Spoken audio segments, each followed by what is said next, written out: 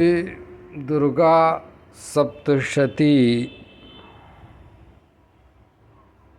में जो वर्णन किया गया है उसका निष्कर्ष के रूप में अति संक्षिप्त निवेदन यहाँ करना प्रासंगिक है।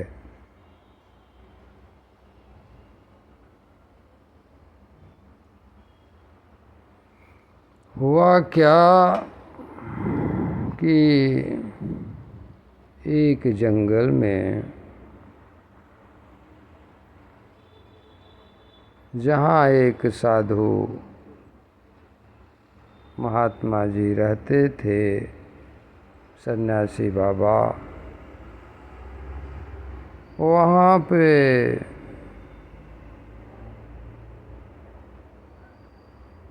कुछ लोग दुखी होकर, संसार से दुखी होकर, हार मानकर मजबूरन संयोगवश पहुँच गए। उसमें से एक राजा थे और एक वैश्य थे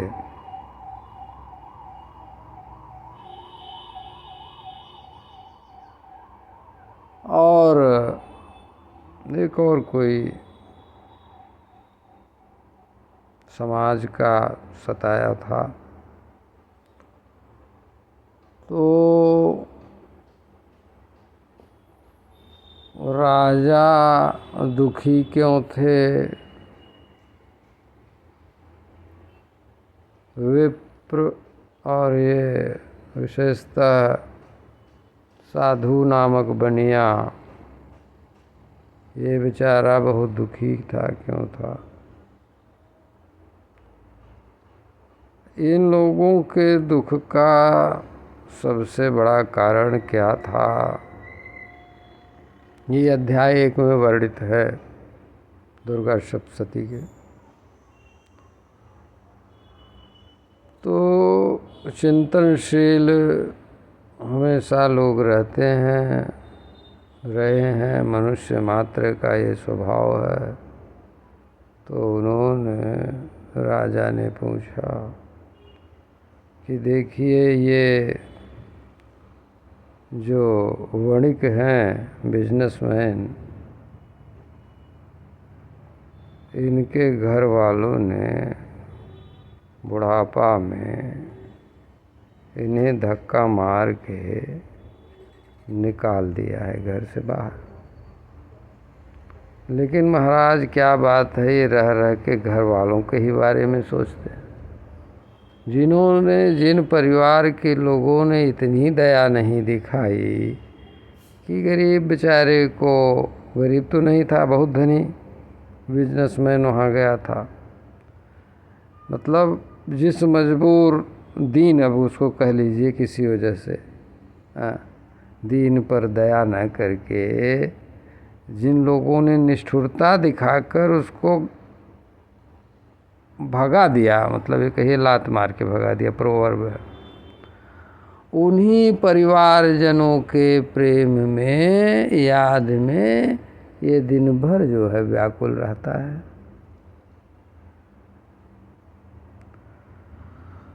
और महाराज, मुझे देखिए, राजपाट तो सब चला गया है, लेकिन मैं बड़ा परेशान रहता हूँ कि हमारी प्रजा कैसे होगी, और मेरा वो पाला गया मतवाला हाथी, उसकी क्या दशा होती होगी, इत्यादि। तो भगवान महाराज, वहाँ पे जो साधु बाबा थे, दुर्गा सप्तशती के पहले अध्याय में है, उन्होंने क्या कहा था?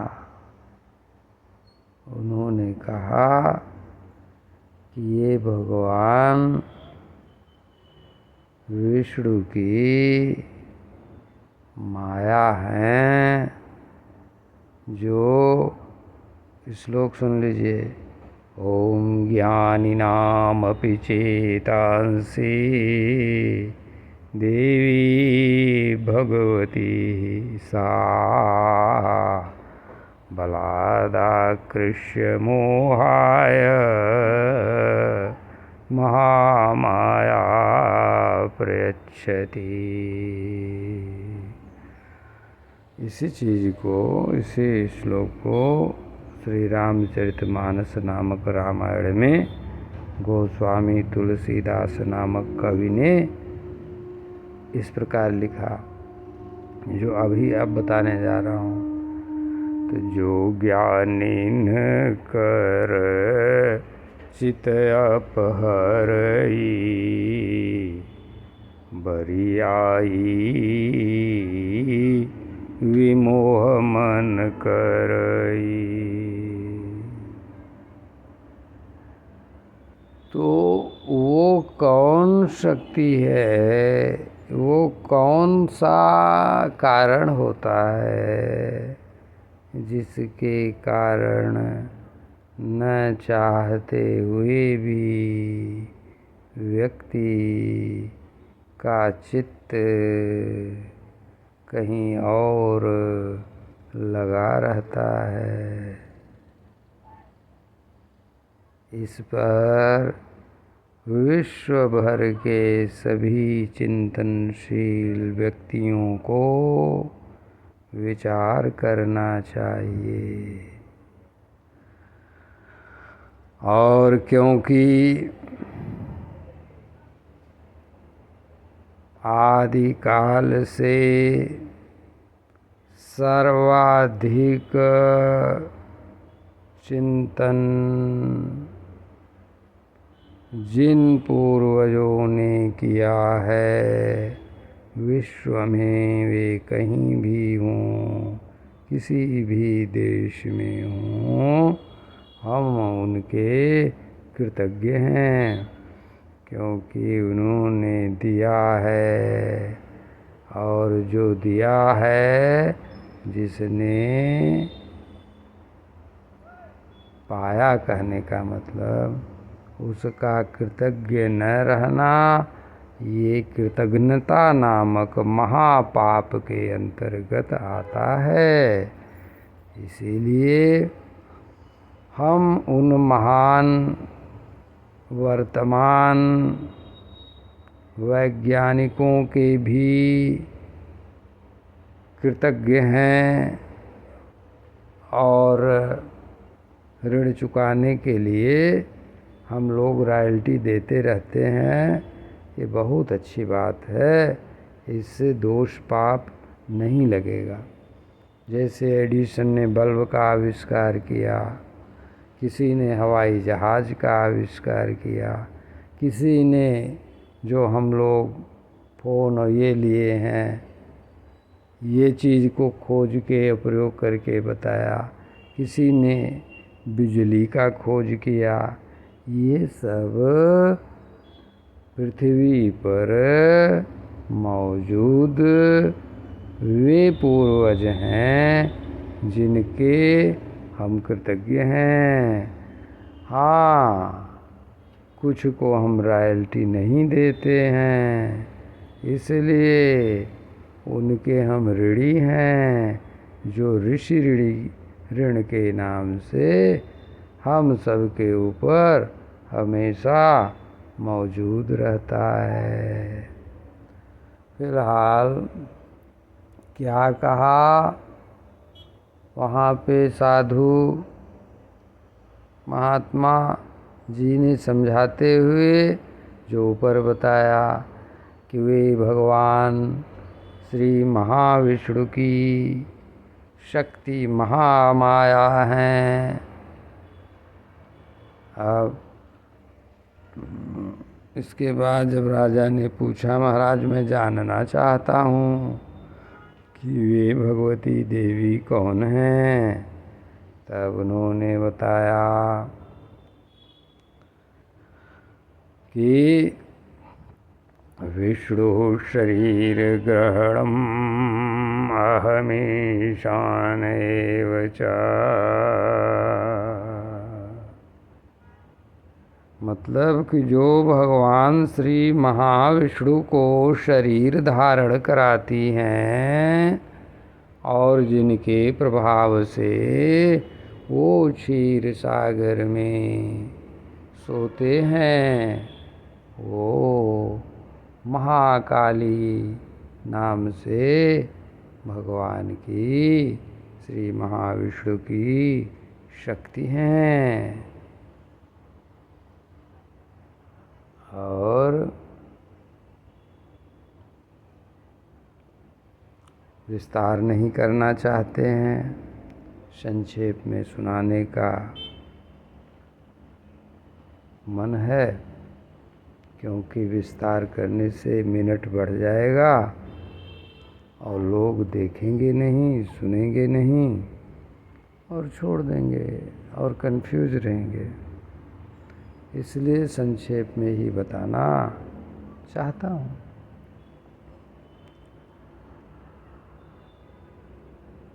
अच्छा, तो ये जो भगवती हैं, ये कब प्रकट हुई? इनकी केवल प्रार्थना किया, भगवान के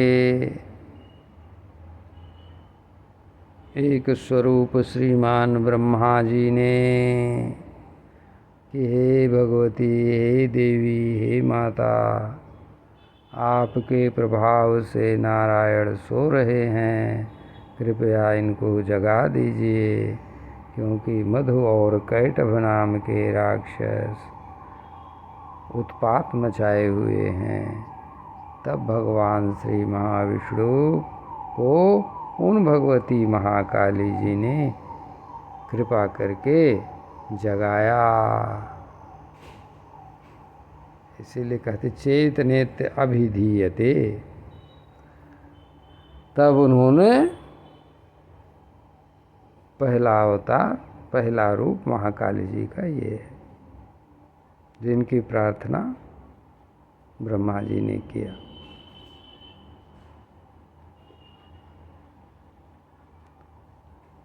दूसरा अवतार किसका है, कौन सी माता जी हैं? जब शुरू में आ गया कि महाविष्णु की महामाया माने कार्य शक्ति हैं, जो सब करती हैं, जिससे चित्त आकर्षित हो जाता है, ज्ञानवान खत्म हो जाता है और उन्हीं के हिसाब से सब होता है, वही सब करती कराती हैं। दूसरा अवतार आप लोगों को पता है, दुर्गा सप्तशती में महालक्ष्मी जी का है। जो महालक्ष्मी जी देवताओं पर विपत्ति आने के समय जब उन लोगों ने प्रार्थना किया तो सभी देवों के शक्ति से के अंदर से प्रादुर्भूत हो गई, प्रकट हो गई, क्योंकि वे सर्वव्यापी हैं और सब में हैं। तो सब में है तो आना है तो कैसे आएंगी? सब में से ही तो आएंगी। वे महालक्ष्मी जी प्रकट होकर एक महाबली दैत्य का और दैत्य की सेना का संहार किया। वे महालक्ष्मी नाम से जानी जाती हैं। अब इसके बाद उन्होंने वरदान दे दिया था देवों को कि जब कभी आप लोगों को कोई समस्या हो, कोई विघ्न बाधा ऐसा आए कि मेरी ज़रूरत पड़े तो बताइएगा, मैं आ जाऊँगी। फिर देवों पर विपत्ति पड़ गई, तब वो हिमालय पर्वत पर जब गए, हिमाचल प्रदेश में है, वहाँ प्रार्थना कर रहे थे। जब प्रार्थना कर रहे थे तो वहाँ पे माता जी हमारी गणपति महाराज जी की माता जी, खड़ानंद भगवान महाराज की माता जी, ये जो है गंगा जी में स्नान करने के लिए जा रही थी। इन्होंने सुना कि देवलोग स्तुति कर रहे हैं और तब इनके शरीर से, इनके तेज से बाकी की देवियाँ प्रकट हुई, जो बाकी के सारे राक्षसों का वध करी हैं। दुर्गा सप्तशती में आप पढ़ लीजिएगा। और इन भगवती को तो उसमें आया है कि माता जी का शरीर काला इसलिए पड़ गया कि सारी शक्तियाँ विभिन्न रूपों में प्रकट होकर बाहर आ गईं और उनका शरीर काला पड़ गया, इसलिए वे कालिका नाम से कहलाई और पूजी जाती हैं उसी नाम से आज भी। तो जो नौ दुर्गाएं प्रकट हुई हैं, वे सब पुत्री हुई हमारी माता जी की। और ये जो माता जी हैं, कालिका नाम से विख्यात कालिका देवी, यही विंध्यवासिनी देवी हैं और यही भगवान श्री कृष्ण की भगिनी यानी बहन हैं, जिनको कंस उठा के पटक के मारना चाहता था, लेकिन वे आकाश में चली गई और वहाँ से बोली, और आज भी विंध्याचल पे क्षेत्र में निवास करती हैं। ये सब प्रामाणिक है और जिनको विश्वास न हो वो जाके प्रयोग करके अपना देख सकता है, लेकिन वो उसको अपना उसका खतरा है, वो जाने उसका काम जाने क्योंकि प्रयोग करना, देवी देवताओं का परीक्षा करना, उसका बहुत तगड़ा मिलता है। उसका रिजल्ट मतलब परीक्षा करने जाओगे तो फिर जो है परीक्षा होगी तुम्हारी भी ना, ऐसा करके है। तो ये जो नौ दुर्गा सप्तशती में और हुई हैं, ये माता जी के शरीर से उत्पन्न होने के कारण ये सब विंध्यवासिनी देवी के, माता कालिका देवी के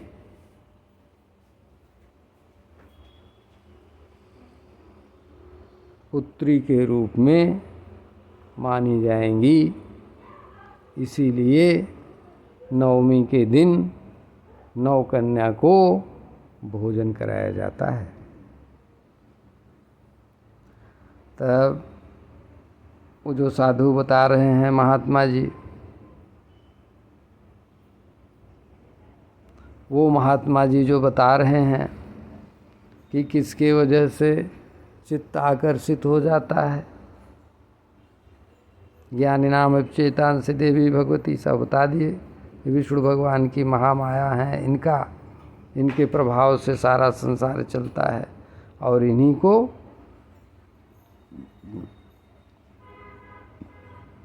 विभिन्न रूपों में जाना जाता है। तो अब ये बात कैसे प्रमाणित होती है आगे की, कि नौ दुर्गाएं कालिका माता जी से प्रकट हैं तो कौन है? अध्याय 11 में जो माता जी की स्तुति की गई है, उसमें सभी लोग देख लेंगे तो वहाँ मिल जाएगा। सारा स्तुति करने के बाद बोलते हैं नारायणी नमोस्तुते, फिर बोलते हैं नारायणी नमोस्तुते, फिर बोलते हैं नारायणी नमोस्तुते।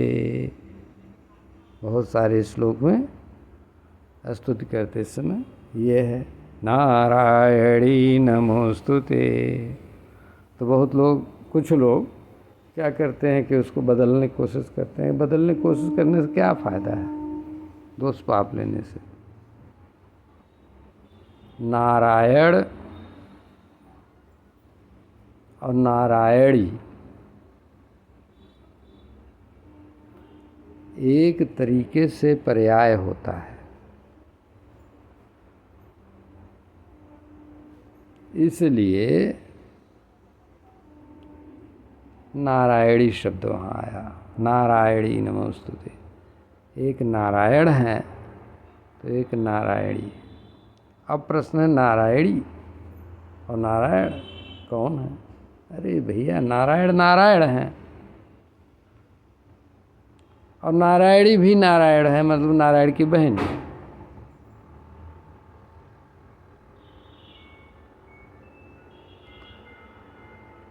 तो वो जो साधु महात्मा ने उस राजा को समझाया कि वही हैं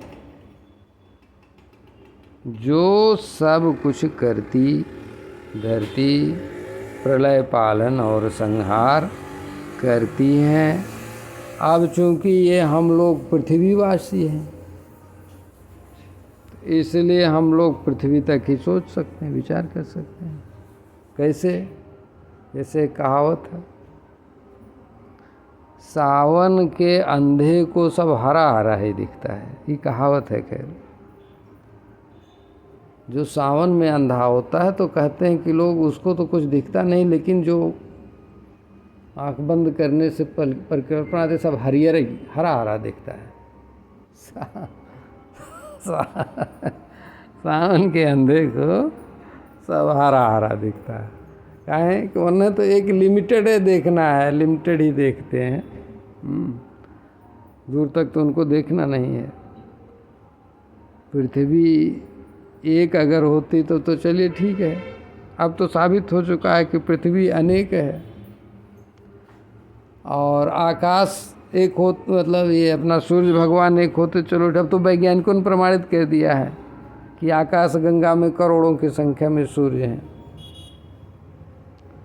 चंद्रमा एक एक ग्रह के किसी के 14 हैं, किसी के 7 हैं, किसी के 5 हैं, किसी के 2 हैं। पृथ्वी के एक चंद्रमा है, सैटेलाइट जिसको कहते हैं। मतलब भगवान, अब जान लीजिए, वो विषय बाद में चर्चा करेंगे। फिलहाल सैटेलाइट जान लीजिए, सैटेलाइट ही कहते हैं, उपग्रह। तो इस प्रकार से उन भगवती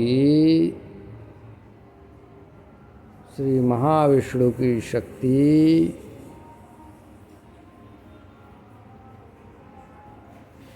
मूल प्रकृति नाम से जानी जाती हैं।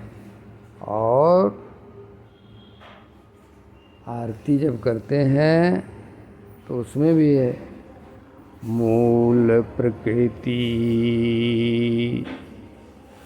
फिर आगे जग जननी जाया, ऐसा करके आरती होती है माता जी की। आप लोगों ने सुना है, और उसी दुर्गा सप्तशती की प्रसिद्ध पुस्तक के अंत में यह आरती भी है। तो अब प्रश्न है क्या कि कौन है जो चित्त को आकर्षित करता है? कौन है कि जो विश्व का पालन पोषण संहार करता है? क्योंकि ब्रह्म तो कुछ करता नहीं है, तो ब्रह्म कुछ करता नहीं है, ये बात सही है, सत्य संध है।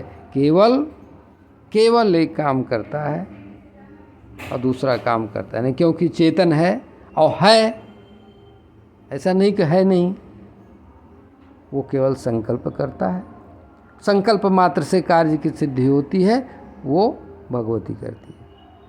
वो कौन है, उनका स्वरूप क्या है, ये दुर्गा सप्तशती जी में, मार्कंडेय महापुराण में सारा सब कुछ वर्णित है।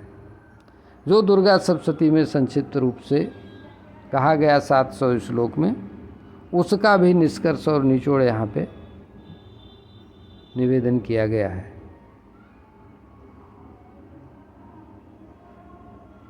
उन भगवती की 9 दिन तक इस शारदीय नवरात्रि में, 9 दिन तक उधर चैत्र रामनवमी वाले वो नवरात्रि में, जिसमें भगवान का अवतार होता है रामनवमी में, अष्टमी के बाद नवमी में, नवमी तिथि मधुमास वाला, मधुमास में जो होता है, इन दोनों अवसरों पर इन्हीं ब्रह्म शक्ति की उपासना पूजा विशेष रूप से की जाती है। अब यहाँ पे चूँकि ये प्रसंगतः बताया गया,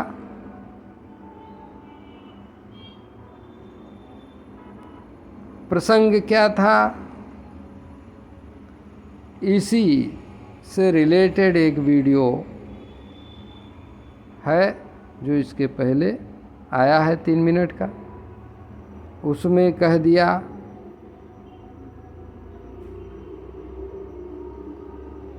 कि श्री कृष्ण की बहन है विंध्यवासिनी माता जी, और वो माता जी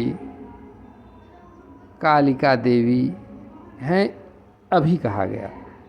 और वहाँ कहा गया है, मैंने निवेदन कर दिया है कि जो विंध्यवासिनी माता जी हैं वो श्री कृष्ण भगवान की बहन है और यशोदा गर्भ से उत्पन्न है। यशोदा गर्भ संभवे, ये दुर्गा सप्तशती के 11वें अध्याय के बाद में वर्णित हुई है। तब यह जब पृथ्वी पर श्री कृष्ण भगवान की बहन रहती हैं तो वे भगवान महादेव की महाशक्ति हमारी माता जी होती हैं, जो गणपति देव जैसे प्रथम पूज्य देव की माता होने का जिनको सौभाग्य प्राप्त है, उन माता श्री को हम प्रणाम करते हैं। और उनके साथ जगत गुरु महादेव महेश्वर महाराज जी को प्रणाम करते हैं और उनके सारे परिवार और परिकर को प्रणाम करते हैं। और आप सभी भक्त श्रोताओं को भी प्रणाम करते हुए अपनी वाणी को यहाँ विराम देते हैं। श्री राम जय जय राम।